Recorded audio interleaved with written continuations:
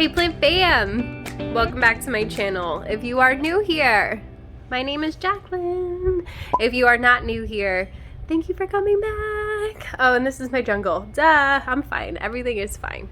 So today I have a bit of a project and I figured I would take you along and I would show you, in case you are a beginner and you don't know how to propagate your plants yet, how to water propagate pothos. So I know this is not new information for seasoned plant parents, but there are a lot of new plant parents out there, and I wanted to make sure that I was giving you guys information too. I had somebody ask me recently how to propagate their pothos, and I was like, I have this big neon here that needs to be chopped up, and what better time to show you guys how easy it is to water propagate. Plus, it's kind of a big project, and I thought it would be fun to take you guys along and show you the process of chopping up this pothos, because it's a neon pothos. David had one and I had one, and we don't need to. Mine is looking a little straggly and sad and bare at the top, so I figured I would cut his and replant some of those into the top of mine to make it look more full, instead of having to cut the length of mine because she's really long and it's just kind of the top is bare from not watering her enough, because that'll happen for sure. They are very, very resilient to underwatering, but they will lose leaves, and they're going to lose them higher up on the plant, which just doesn't look good when it's a trailing plant. So yeah, let's get to that. Okay, so here's the plant that I am speaking of. This is David's neon pothos, and she's just kind of like taking up a lot of space, and we don't have enough room for all of it. So I did already take one cutting and put it in water over here. So let me get these Hoyas out of here. I gotta put them into moss, but I did get a new Hoya Jennifer.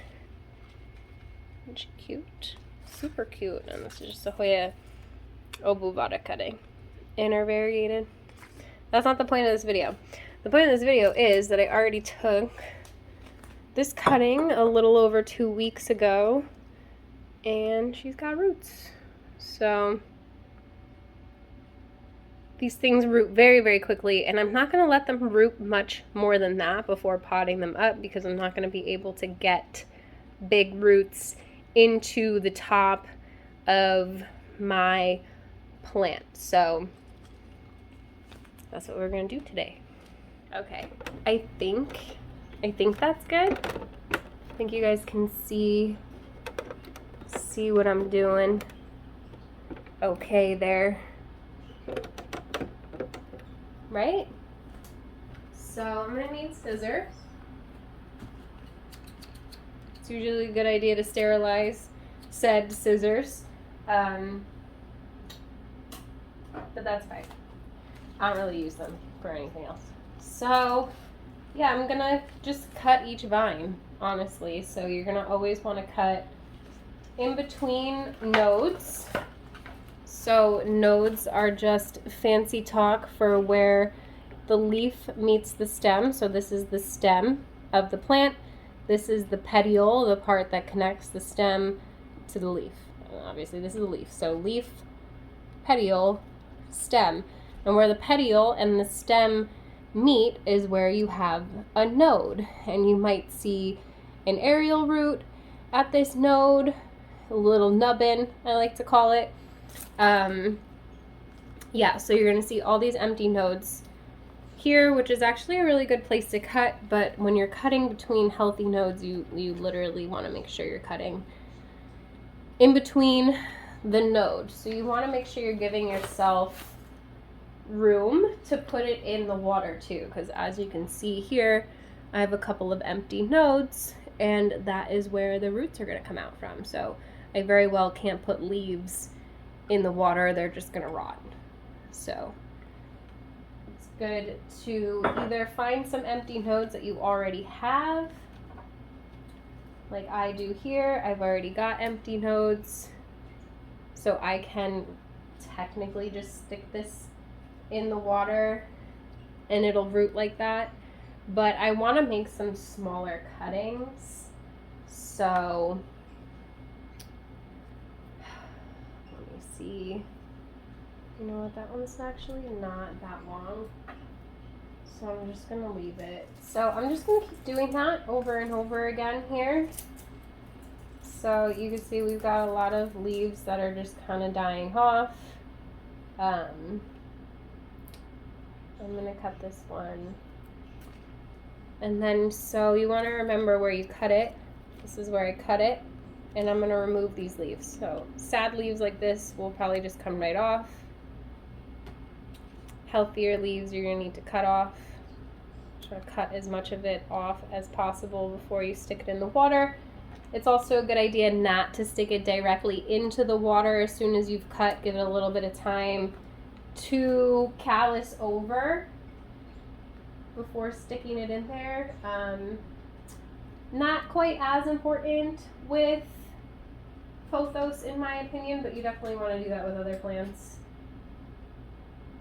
So there's that. Just keep on going, fam. Keep on going here. So some of these are kind of like curly and weird, and I don't want to grow curly, weird plants, so I'm going to cut them before they get curly and weird and just get rid of the leaves so that we can stick these in the water.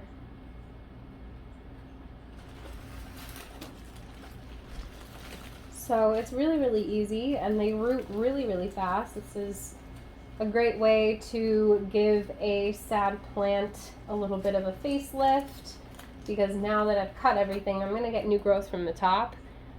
Even though I am just going to throw this away, I don't want the top of the plant. It isn't necessarily a happy plant either. As you could tell, the leaves keep on going yellow despite me watering her properly, which is really irritating.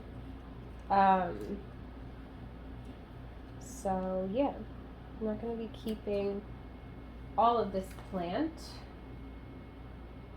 It is a very easy plant to find if you're looking for one in Home Depot, Lowe's, stuff like that. It's definitely one of my favorites out of all of the pothos, for sure. So, just gonna keep on with this process. Look to cut at least like 3 or 4 of the leaves off the bottom. Sometimes more than that if they're just kind of like sad. It's not like this plant is really worth anything. When I have a plant that's expensive, I will save each of the nodes, because you can regrow a plant from just a single node. But what you can't do is grow a plant just from a leaf, because it doesn't have its node. You need a node to grow another plant. You might be able to root a leaf on certain plants, but you're not going to grow another plant. So definitely keep that in mind.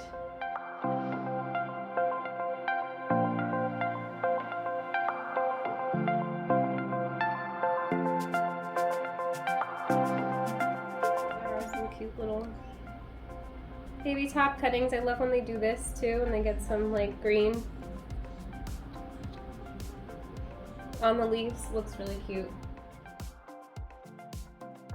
Again, just make sure you have a couple of nodes, enough to stick in the water. You want the stem and the nodes in the water. You don't want the leaves touching the water.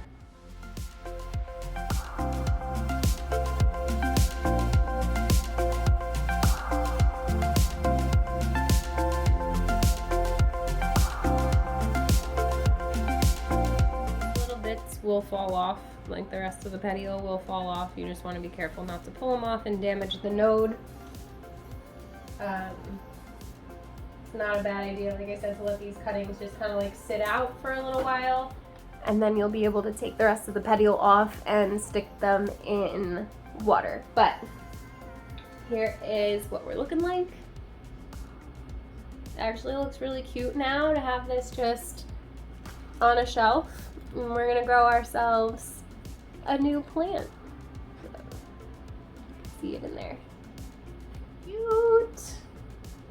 And we're gonna get rid of this one because it's just sad looking. I'm sorry, I wish I knew somebody that would come and rescue it, but I don't have time for that, so. Okay fam, so that is it for this quick little tutorial. Just wanted to show you how easy it is to restart an ugly plant. So, for those of us who already know how to propagate in water, hopefully it was still at least fun to watch the process. I can definitely update you guys in a couple of weeks, but like I said, it only takes about 2 weeks for you to start seeing roots that are long enough for you to be able to repot. So my rule is usually as long as you have a couple of inches of root, it's okay to transfer to whatever you want to put it in, whether that be soil, pond, leca, whatever makes you happy. So I am a little bit more traditional, so I will be putting this babe in soil when she's ready, and I'm excited to be able to add this to the top of my existing pothos. So hopefully we'll have a nice big lush plant, and if not, I'll just have to chop that one up too and we'll have to start over. But at the end of the day, it's just a pothos. It grows really, really easily, roots really, really easily. It's a no-brainer beginner plant, and it's a classic. Even if you have lots of plants in your collection, I highly recommend getting more pothos. They just add a really nice jungle vibe to your space, and they're easygoing. So that is it for this video. I hope that you guys enjoyed it. If you did, you should give it a thumbs up. Don't forget to subscribe. Hit the notification bell so you don't miss anything from me.